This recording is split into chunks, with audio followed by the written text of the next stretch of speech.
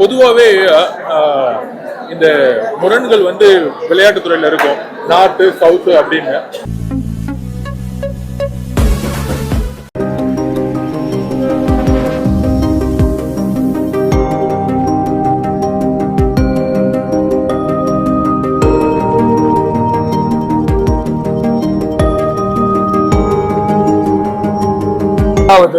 National games உத்தரகாண்டில் நடக்குது.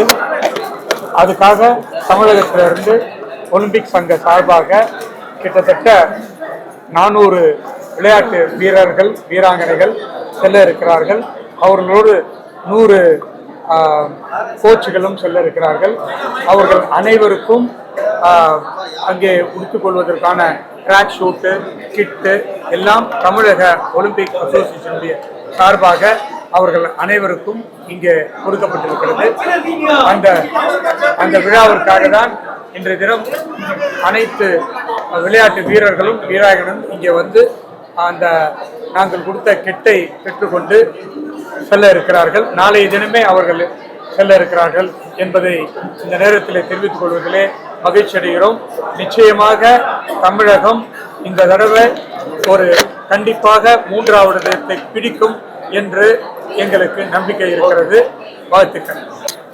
38வது national game உத்தரகாண்டில் டேராடூனில் வந்து conduct பண்ணப்படுகிறது.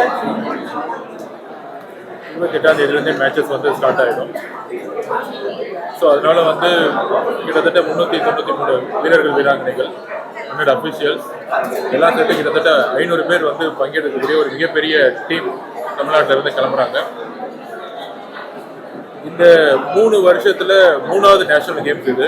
எப்பயுமே 2 வருஷத்துக்கு ஒரு தனி தான் ஒரு நேஷனல் கேம்ஸ் நடக்கும். இப்போ கண்டினியூ அந்த கொரோனா காலத்தோடைய நேஷனல் கேம்ஸும் சேர்த்து நடக்கும் பொழுது இந்த 3 வருஷத்துல 3 நேஷனல் கேம்ஸ் நடந்திருக்கு. அதில் ஃபர்ஸ்ட் டைம் 5th பொசிஷன் இருந்தோம். லாஸ்ட் இயர் வந்து 10th பொசிஷன் இருந்தோம். இந்த தாடி டாப் 5 வருவோங்கிற நம்பிக்கையோடு நம்ம டீம் கிளம்புறாங்க. ஒரு யங் விளையாட்டு வீரர்கள் வீராங்கனைகள் வந்து புதுசாக நிறைய பேர் வந்திருக்கிறாங்க. அவங்களுடைய திறமையும் பெர்ஃபார்மன்ஸும் ரொம்ப நல்லா இருக்கு ஆக்சுவலாக. ப்ளஸ்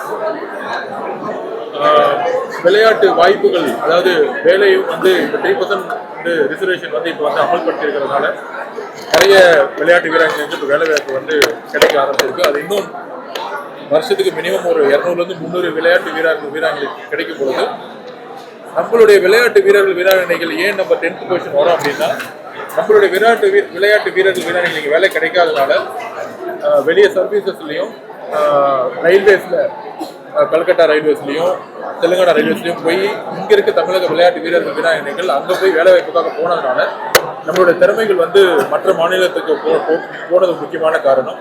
ஸோ இன்னும் வரும் காலங்கத்தில் கண்டிப்பாக நம்ம வந்து டாப் 3 வருவோம். இன்னும் 2-3 வருஷத்தில் நெக்ஸ்ட் நேஷனல் கேம்ஸில் வருவோங்கிறது எங்களோட நம்பிக்கை. அதுவும் இல்லாமல் தமிழ்நாடு ஒலிம்பிக் அசோசியேஷன் வரக்கூடிய நேஷனல் கேம்ஸ் இல்லாமல் அடுத்த நேஷனல் கேம்ஸில் பிரசிடென்ட்டும் ட்ரெஷரரும் ஆல்ரெடி நாங்கள் 3 பேரும் ஒன்றிய அரசு கூட வந்து பேசியிருக்கோம். தமிழ்நாடு கவர்மெண்ட் பேசியிருக்கோம். நேஷனல் கேம்ஸ் வந்து தமிழ்நாட்டில் நடக்கணுங்கிறது தமிழ்நாடு ஒலிம்பிக் அசோசியேஷனுடைய குறிக்கோள் ஆக்சுவலாக. அப்போ தான் வந்து கிட்டத்தட்ட ஒரு 700-800 கோடி ரூபாய்க்கு இன்ஃப்ராஸ்ட்ரக்சர் புதுசாக வரும். அந்த குறிக்கோளோட தமிழ்நாடு ஒலிம்பிக் அசோசியேஷன் செயல்பட்டு இருக்கு. கூடிய சீக்கிரத்தில் நேஷனல் கேம் தமிழ்நாட்டுக்கு கொண்டு வரணும் அப்படிங்கிற குறிக்கோளோட செயல்பட்டு இருக்கோம். கூடிய சீக்கிரத்தில் ஒரு நல்ல செய்தியும் வருங்கிற நம்பிக்கை எங்களுக்கு இருக்கு. பங்கெடுக்கக்கூடிய விளையாட்டு வீரர்களுக்கு என்னுடைய வாழ்த்துக்கள். நாங்களும் நாளன்னைக்கு 30ஆம் தேதி இங்கிருந்து பிரசிடென்ட் வந்து 1ஆம் தேதி வருவாரு. நாங்களும் கிளம்பி உத்தரகாண்ட் கிளம்பி வீரர்கள் வீராங்கங்களோட இருந்து அவங்களோட தேவைகளுக்கு என்ன தேவையோ நாங்கள் அவங்களோட பங்கேற்க போறோம். தமிழ்நாடு கபடி பிளேயர் வந்து தாக்கப்பட்ட சம்பவத்தை நீங்க எப்படி பாக்குறீங்க? தமிழ்நாடு கவர்மெண்ட் என்ன பண்ணிருக்காங்க? பொதுவாகவே இந்த முரண்கள் வந்து விளையாட்டுத்துறையில் இருக்கும், நார்த்து சவுத்து அப்படின்னு. இந்த விளையாட்டு சங்கங்கள் எலெக்ஷன்ல கூட அது வந்து பிரதிபலிக்கும். அப்படி போகும்போது கரெக்டான பாதுகாப்பு வந்து தமிழக அரசு வந்து அங்க இருக்க காவல்துறை கூட வந்து தொடர்பு கொண்டு, அங்க இருக்க எஸ்பி கிட்ட வந்து தொடர்பு கொண்டு பாதுகாப்பை வந்து உறுதிப்படுத்தணும், தவறு செய்தவர்கள் மேல கடுமையாக நடவடிக்கை எடுக்கணும். அங்க இருக்கிற லோக்கல் எஸ்பி கிட்டையும் போலீஸ் அதிகாரிகளோட தொடர்பு கொண்டு இந்த தவறு இனிமேல் நடக்காத அளவுக்கு தமிழக காவல்துறை கண்டிப்பா நடவடிக்கை எடுக்குங்கிற நம்பிக்கை எனக்கு இருக்கு. அதனாலதான் நாங்களே ஃபீல்டுக்கு போறோம். நான் வந்து 30ஆம் தேதி வந்து இங்க இருந்து கிளம்புறேன் நான். ஸோ எங்களுடைய தமிழ்நாடு ஒலிம்பிக் அசோசியேஷன் கிட்டத்தட்ட 8 பேர் கொண்ட குழுக்கள் இருக்காங்க, பிளஸ் பயிற்றுனர்கள் இருக்காங்க, எல்லா டெக்னிக்கல் அபிஷியல் இருக்காங்க. ஒரு சிறு பாதுகாப்பு குறைபாடுகள் ஏற்பட்டாலும் ஒன்றிய அரசும் அங்க இருக்க மாநில அரசும் சேர்ந்து நடத்துறாங்க. ஸோ அதனால வந்து அதுக்கான மீட்டிங்கு அதெல்லாம் வந்து ஆல்ரெடி முடிச்சிட்டோம். ஸோ பாதுகாப்பு வந்து இதுல கண்டிப்பா நேஷனல் கேம்ஸ்ல உறுதியா இருக்கிற நம்பிக்கை எங்களுக்கு. இல்ல பிளேயர்ஸ் வந்து முக்கியமா இந்த வேலை வாய்ப்பு தான் பெரிய பிரச்சனையா இருந்துச்சு. அது வந்து இப்ப வந்து தமிழக அரசு மூலமா சரி செஞ்சுட்டு இருக்கோம். நிறைய அகாடமிஸ் உருவாக்கணும்னு சொல்லிட்டு இன்டர்நேஷனல் ஸ்டாண்டர்ட்ல கண்டிப்பா எதிர்காலத்தை உருவாக நம்பிக்கை இருக்கு. இல்ல அதுதான் முக்கியமான காரணம். இங்க இருக்க விளையாட்டு வீரர்கள் வீராங்கனைகளுக்கு வந்து கிட்டத்தட்ட ஒரு 20 வருஷமா வேலை வாய்ப்புகள் வந்து ஸ்டேட் கவர்மெண்ட்ல கிடைக்கல. ஒன்றிய அரசும் சென்ட்ரல் கவர்மெண்ட்டும் வந்து ஜாப் வந்து அப்படியே வந்து கம்மி பண்ணிட்டாங்க. இந்த 3% ரிசர்வேஷன் கோட்டா வந்து ரொம்ப நல்ல ஒரு விஷயம். அதுல அப்பாயின்மெண்ட் கிடைச்சதுனால இங்க இருக்கக்கூடிய பிளேயர்கள் வேறு மாநிலத்துக்கு வந்து எதிர்காலத்துல போக மாட்டாங்க. கண்டிப்பா அடுத்த 3 வருஷத்துல இல்ல நம்ம நேஷனல் கேம்ஸ் நடத்தும் பொழுது கண்டிப்பா நம்ம நம்பர் 1 வந்துருவோம். அதுக்கான பணிகளை செஞ்சுட்டு இருக்கோம். விளையாட்டுத்துறை அமைச்சருடைய செயல்பாடு, விளையாட்டுத்துறை துறையில் இருக்கக்கூடிய அதிகாரிகளுடைய செயல்பாடு எப்படி இருக்கு? பொதுவாக விளையாட்டு வீரர்களுக்கு என்ன மாதிரியான ஒத்துழைப்பு தராங்க? வெளி ஊர்களுக்கு போகக்கூடிய விளையாட்டு வீரர்களுக்கு என்ன மாதிரியான ஒத்துழைப்பு எல்லாம் வழங்குறாங்க நினைக்கிறீங்க? அதாவது எங்களுடைய தமிழக துணை முதலமைச்சரே வந்து ஸ்போர்ட்ஸ் மினிஸ்டரா இருந்துட்டு இருக்காரு. அதனால எல்லாருக்குமே தமிழகத்தை சார்ந்த அனைத்து வீரர்கள் வீராங்கனைக்குமே நல்ல வரவேற்பு இருக்கிறது, நல்ல ஒரு அமைப்பை ஏற்படுத்தி கொடுத்துட்டு இருக்காங்க.